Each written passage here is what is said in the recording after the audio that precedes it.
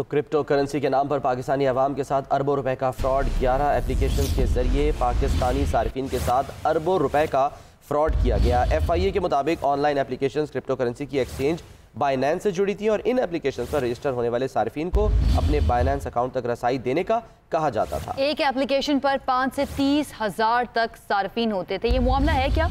Abdurrahman Farooqui हमारे साथ line पर मौजूद हैं, उनसे जान लेते हैं। अब्दुर्रहमान, ये जिन एप्लीकेशंस का जिक्र हो रहा है, इस पर पाकिस्तानियों से फ्रॉड किया गया है, ये कैसी एप्लीकेशंस थी, कि क्या और किस तरह से काम करती थी, ज़रा बताइएगा नाजरीन के लिए। जी शुक्रिया। ये एक बेसिकली इंटरनेट की जो है ये एप्लीकेशंस हैं जो कि स्मार्टफोन के जरिए भी ऑपरेट की जा सकती हैं और इन एप्लीकेशन के अंदर जो सबसे नुमाया नाम है वो बाइनेंस का है। बाइनेंस वो एप्लीकेशन है कि जिससे क्रिप्टो करेंसी जो है वो खरीदी और बेची जाती है। सबसे पहले सार्फिन को कहा जाता है कि इस एप्लीकेशन के ऊपर अपना अकाउंट बनाएं और कम से कम $100 और ज़्यादा से ज़्यादा जितने भी तादाद के अंदर जितनी भी नकदी इसमें आप जमा कराना चाहें वो करा सकते हैं और उसके एवज इनको एक जो है वो DT जो है वो एक करेंसी दी जाती थी जिसके थ्रू ये तमाम तर ट्रेड की जाती है। तमाम बाइनेंस में जो है वो ऐसे कई एप्लीकेशन थी जो इसके साथ मुंसलिक थी, जिसके ऊपर पाकिस्तानी तकरीबन 30,000 से ज़ायद शहरी हैं कि जिन्होंने तकरीबन $100 मिलियन की जो है वो इन्वेस्टमेंट की थी इसके अंदर। और मुख्तलिफ जो करेंसीज हैं जिसके अंदर क्रिप्टो करेंसी समेत दीगर करेंसीज हैं उनको परचेज किया और इंटरनेशनल ट्रेडिंग भी शुरू की। लेकिन अभी जो FIA की जानिब से एक एलामिया जारी हुआ, उसमें कहा यह गया कि सोशल मीडिया के तहत जो है वो कई उनको शिकायत मौसूल हुई कि एक ऐसी एप्लीकेशंस हैं जिन्होंने आवाम से जो है वो फ्रॉड किया और उनके अकाउंट्स खुलवाकर जब उनसे रकम बटोर ली तो उसके बाद वो मंजर आम से गायब हो गई। इन कंपनीज का ना कोई ऑफिस होता है और ना ही कोई इनका एड्रेस होता है, सिर्फ और सिर्फ इंटरनेट के ऊपर ये एप्लीकेशंस होती हैं, वहीं पर इंटरनेट पे ऑनलाइन अकाउंट्स बनते हैं, ऑनलाइन तमाम तर पेमेंट्स होती है जिसके बदले में। और अब्दुर्रहमान, बाइनेंस तो वो कंपनी है जिसको अगर आप देखें जब भी क्रिप्टो की बात करते हैं, इस करेंसी की बात करते हैं तो आपको सबसे पहले सर्च इंजन पर इसी का ऐड नजर आता है और इसके ऊपर ये बड़ा पैसा भी लगाती हैं अपनी मार्केटिंग पर। बिल्कुल, कोई भी अगर आप क्रिप्टो करेंसी के अंदर अगर काम करना चाहें और सर्च इंजन के ऊपर आप सर्च करें तो सबसे पहले जो 2 या 3 एप्लीकेशंस के नाम आते हैं उनमें से एक बाइनेंस भी है। अभी रिसेंटली बाइनेंस के ऊपर कई क्रिप्टो करेंसीज हैं कि जो इस वक्त लॉन्च की जा रही हैं, जिसके अंदर कुछ ऐसी हैं जो मकामी तौर के ऊपर भी तैयार की गई करेंसीज हैं और उनको। अब्दुर्रहमान फारूकी साथ ही रहिएगा, बड़ा अहम और बहुत ही ये तशवीशनाक मामला है। DG FIA इमरान रियाज साहब इस वक्त हमारे साथ मौजूद हैं, उनसे हम बात करते हैं। इमरान रियाज साहब फरमाइएगा, पाकिस्तानी तो अभी शायद बेशतर पाकिस्तानी तो अभी तो इसको समझने की कोशिश कर रहे थे कि क्रिप्टो करेंसी में बहुत से लोग जो हैं वो इन्वेस्ट भी करना चाहते हैं, ना कि इससे पहले ये खबर आ गई कि इसी में फ्रॉड हो गया है। ये फरमाइएगा कि अब मजीद इस सिलसिले में क्या कार्रवाई की जा रही है, जिन पाकिस्तानियों का पैसा डूबा है क्या किया जाएगा उनके लिए? जी, thank you for having me on as well.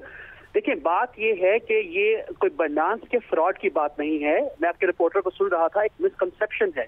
हमने कभी ये नहीं कहा कि ये जो फ्रॉड है बाइनेंस ने किया है। इशू ये है कि 11 एप्स बनी हुई थी जो कि बाइनेंस के साथ लिंक थी। इन 11 एप्स से फ्रॉड हो रहा था। अब होता क्या था कि जी पहले कस्टमर को बोलते थे कि आप बाइनेंस पे अपना अकाउंट बनाएं, ठीक है, और वहां से USDT यानी कि US डॉलर्स आप कह लें, USDT ट्रांसफर करें उस फ्रॉडुलेंट अकाउंट के अंदर जो कि बाइनेंस का था, ठीक है। और जो ही पैसे वहां ट्रांसफर होते थे तो फिर आप ऐप यूज कर सकते थे। अब जो ऐप यूज करते थे, ऐप में क्या था कि जी एक वो चार्ट बनाया हुआ था बिटकॉइन के राइज फॉल का, ठीक है, और साथ ही उन्होंने टेलीग्राम पे अकाउंट्स बनाए हुए थे यूजर्स के। वहां पे एनोनिमस ऑनर जो है, एडमिन जो है वहां पे उस टेलीग्राम अकाउंट का, ग्रुप का, वो एक सिग्नल देता था कि अभी की वैल्यू हाई होगी या लो होगी, ठीक है। तो ये बेसिकली उसमें जुआ खेलते थे, ठीक है, और इस तरीके से ये लोग डिफ्रॉड करते थे वहां पे कस्टमर्स को, ठीक है।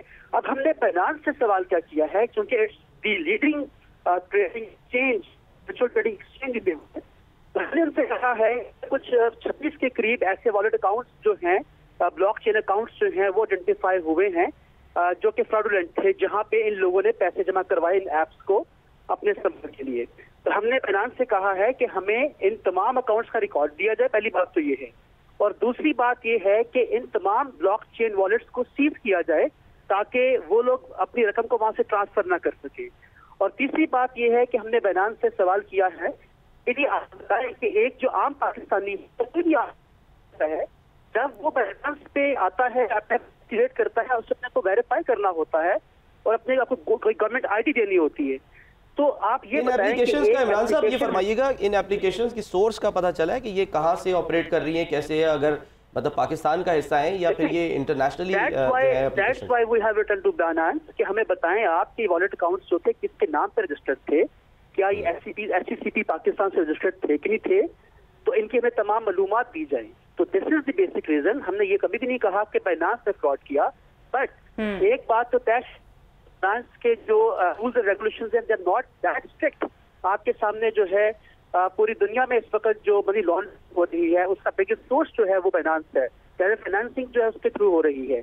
तो अभी हम इन तमाम चीजों पे काम कर रहे हैं। हम जो जितने अच्छा इमरान साहब, और भी बड़े शहरी हैं पाकिस्तानी जो क्रिप्टो करेंसी में इंटरेस्टेड हैं, उसको खरीदना चाहते हैं, तो उनके लिए क्या फिर हिदायत जारी करेंगे आप कि वो किस तरह से मोहतात रहें, कौन कौन सी एप्लीकेशंस जो हैं उनसे मोहतात रहना चाहिए उनको, क्योंकि ऐसी बहुत सारी एप्लीकेशंस मार्केट में मौजूद हैं? देखिए बात ये है कि स्टेट बैंक ऑफ पाकिस्तान की करियर एक ऑर्डर है, नोटिफिकेशन है कि जी जो भी पाकिस्तान में कर रहे हैं क्रिप्टो के ऊपर, वो अपने अपने कर रहे हैं, अपने जोरे बाजू पे कर रहे हैं, अपनी जिम्मेदारी पे कर रहे हैं, ठीक है। तो कहीं से भी इसको अप्रूवल नहीं है स्टेट बैंक ऑफ पाकिस्तान की तरफ से। स्टेट बैंक ऑफ पाकिस्तान ने बैंक को कहा हुआ है कि जो भी इस तरह का इंडिविजुअल अपने बैंक अकाउंट से क्रिप्टो की कोशिश करता है तो इसका रेट किया जाए।